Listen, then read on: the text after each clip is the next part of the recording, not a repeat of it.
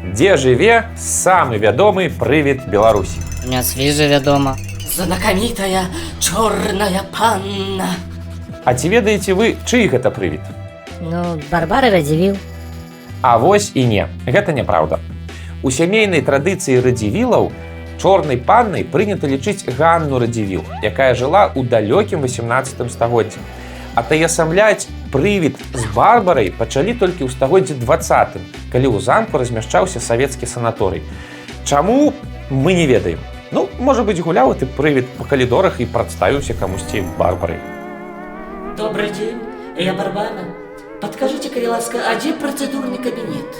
Там на другі паверх падымаецеся направа і там за сталоўкай адразу. Бачылі? Каго? Вось так вось, Барбара не прывід. Адмена гэтага статуса, канешне, моцны удар па рэнамэ гордай ліцвінкі. Але не гледзячы на гэта, Барбара Радзівіл застаецца адной з самых ракавых жанчын у нашай гісторыі. І вось чаму.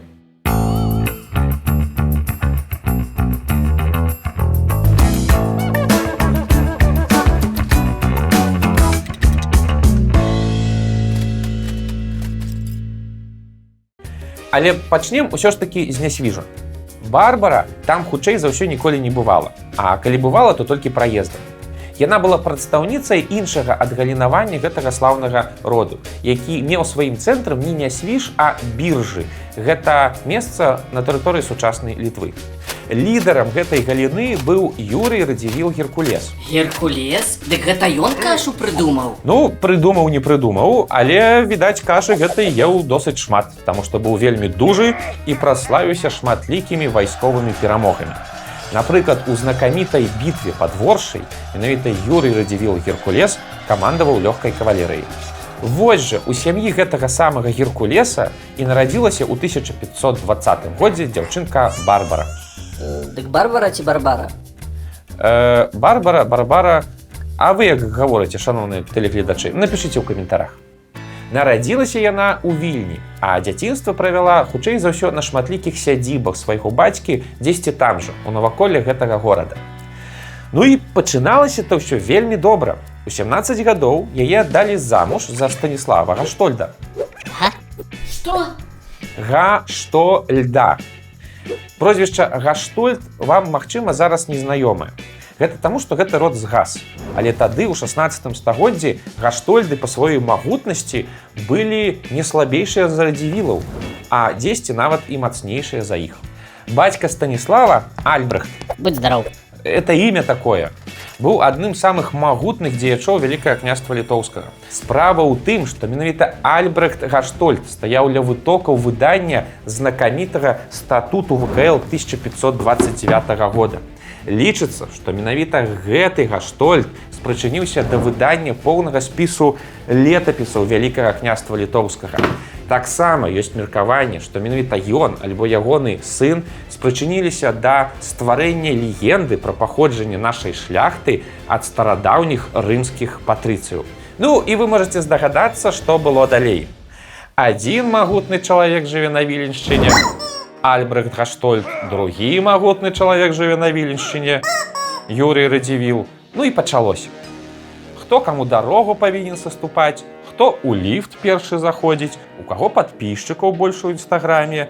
Карацей, пачалася міні-вайна. Даходзіла нават да сутычак і захопу варожых замкаў. І ўсё гэта на самай мяжы з Вільняй. Я табе пакажу, это мой замак. Каралю ўсё гэта вельмі не падабалася. Зрэшты, як і ўсім віленчукам. Памірыць двух магутных птушак спрабавалі вельмі доўга. І ўрэшце рэшт здаровы розум перамог. У 1537 годзе Гаштольд і Радзівіл вырашылі заключыць перамір'е. Мы можам ужо прыбраць гэтых пеўняў з праграмы? Окей. А дзе лепей за ўсё заключаць перамір'е? Ну дзе, ў Мінску? У Мінску ўсё па-свінску. У старыя часы перамір'і заключаліся найчасцей на вяселлях. Вырашылі так зрабіць і Радзівіл з Гаштольдам. Гаштольд выставіў свайго сына Станіслава, а Радзівіл сваю дачку Барбару. Мы не ведаем, што яны думалі, але хутчэй за ўсё Станіслаў павінен быў быць задаволены. 17гадовую Барбару апісвалі як прыгожую і вясёлую дзяўчыну. А вось ці была задаволеная Барбара, мы не ведаем. Таму што Станіслаў быў на 13 гадоў яе старэйшы і, відаць, быў значна менш харызматычны, чым ягоны бацька. Шлюб, дарэчы, заключаўся ў касцёле святога Станіслава, які да сённяшняга дня стаіць у вёсцы Геранёны, што ў Беларусі. Стаіць ён пад прыгожымі валамі старадаўняга замка Гаштольдаў, якія таксама дайшлі да нашых дзён. Гэта ўсё пачатак 16 стагоддзя. Вы такой аўтэнтыкі ў Беларусі больш нідзе не знойдзеце. Вельмі раю туды патрапіць. Самые танные туры по самых дивных местах Беларуси. Мы вас заразим, але не факт, что вернем. Запрашаю. Мы не ведаем, якім быў шлюб Станіслава з Барбарай знутры. Але на працягу наступных 5 гадоў дзяцей у іх так і не з'явілася. Нават горш за тое, ужо ў 1539 годзе памёр Альбрехт Гаштольд, бацька Станіслава, а ў 1542 памёр і сам Станіслаў Гаштольд. Больш мужчынаў у сям'і Гаштольдаў не засталося. На гэтым знакаміты род цалкам скончыўся. Нейкая зусім сумная гісторыя. Ну, так здараецца ў гісторыі. Як у гэтай сітуацыі пачувалася сама Барбара? Мы не ведаем, хаця казалі розныя. Тут варта патлумачыць, у тыя цудоўныя часы статус удавы быў ці не найбольш прывабным для жанчыны. Таму што ў гэтай сітуацыі ты не залежыш ужо ні ад бацькі, ні ад мужа. Калі ты пры гэтым яшчэ і маладая ўдава, то гэта увогуле цудоўна. А калі ты яшчэ спадчыніца двух магутнейшых фінансавых кланаў вялікага княства, ну то чаму б і не пажыць? І вось Барбара Радзівіл, свабодная, маладая, прыгожая, вясёлая. Тут всё ўсім адразу стала зразумела. Ну не можа такая маладзіца проста дома сядзець. Канешне ж не. Гуляшчая яна была. Гуляла налева і направа, не прапускала ні аднаго балю ў Вільні. Ой, гэта дзеўка. Кроў з малаком. Вось-вось, какетнічала з усімі, вочкамі ва ўсіх страляла. А пра іншае нават і гаварыць не хочацца, срамата. У 1543 годзе ў Геранёны прыехаў Дэма-кароль Жыгемонт Аўгуст. Чаму Дэма? Таму што ягоны бацька, Жыгемонт стары, каб перастрахавацца, каранаваў свайго сына яшчэ пры сваім жыцці. І па выніку Жыгемонт Аўгуст ездзіў па краіне па даручэннях свайго бацькі ў незразумелай ролі, ці то караля, ці то прынца. І ў Геранёны ён прыехаў не з самай прыемнай місіяй. Ён павінен быў перааформіць у каралеўскую казну ўсю маёмасць Гаштольдаў. Ну, было такое правіла, калі шляхецкі род згасаў, то ўся яго маёмасць пераходзіла да караля. Але і правіла. Ну, калі ты кароль, то і нармальна. Каля уязной брамы замка Жыгемонта сустрэла маладая гаспадыня Барбара Гаштольд з Радзівілаў. Усміхнулася яна яму, вочкамі сваімі прыгожымі стрэльнула, і ў Жыгемонта нібыта зямля з-пад ног сышла. Закахаўся. Малады кароль у Кракаў больш не вярнуўся. Ён пасяліўся ў Вільні, прычым прывёз з сабой маладую жонку, з якой пабраўся шлюбам толькі год назад, Елізавету Аўстрыйскую. Але больш часу праводзіў якраз з Барбарай. Такі вось віленскі трохкутнік. Трохкутнік? Гэта нешта з геаметрыі? Так, з геаметрыі. Ну, а вы што думалі? Што ў тыя часы ўсе праведнікамі хадзілі? Відавочна, што для рудага і чорнага сустрэчы караля з іх сястрой не былі проста забаўным фактам. З'явіўся шанец атрымаць тое, пра што Радзівілы марылі некалькі дзесяцігоддзяў, тое, пра што яны баяліся распавесці нават свайму сямейнаму псіхатэрапеўту. Карона! Скіпетр. Трон! Карона Польшчы і вялікага княства літоўскага. Таму цалкам можна сабе ўявіць, што пасля таго, як Жыгемонт з'язджаў, у Геранёнскім ці Віленскім палацы збіраўся кансіліум на траіх, дзе якраз і абмяркоўвалася, як бы зацягнуць караля пад венец. Барбара павінна была нармальна ставіцца да такіх сустрэчаў. Яна была дачкой магната, яна разумела, што гэта яе наканаванне, яна разумела, што яе да гэтага рыхтуюць. У 1545 годзе жонка Жыгемонта памерла. Радзівілы пачалі актыўна апрацоўваць караля, даказваючы яму, што той мусіць жаніцца на любімай жанчыне. Ну, але, канешне, гэта было не так проста. Ну, не могуць каралі жаніцца па любві. Жыгімонт разумеў, які вэрхал падымецца, калі ён гэта зробіць. Таму ён асцярожненька сыходзіў ад размоў. Засталася напаўлегендарная гісторыя завяршэння гэтай сітуацыі. Аднойчы, калі Жыгімонт у чарговы раз ноччу залез праз вакно да сваёй каханай Барбары, у пакоі ён сустрэў раптам двух радзівілаў – чорнага і рудага. Яны стаялі і з-пад ілба пазіралі на свайго прыяцеля. «Ты зняважыў нашу сястру», – сказалі яны, – «і цяпер ты мусіш на ёй жаніцца». Кароль здзівіўся. Ён ужо 5 год сустракаўся на той момант з Барбарай, і ўсё было нармальна, а тут раптам такія заявы. Але, магчыма, якраз на гэта і разлічвалі радзівілы. Яны разлічвалі, што кароль разгубіцца.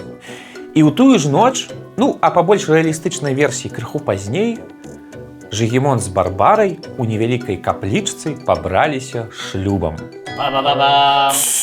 Таемным шлюбам.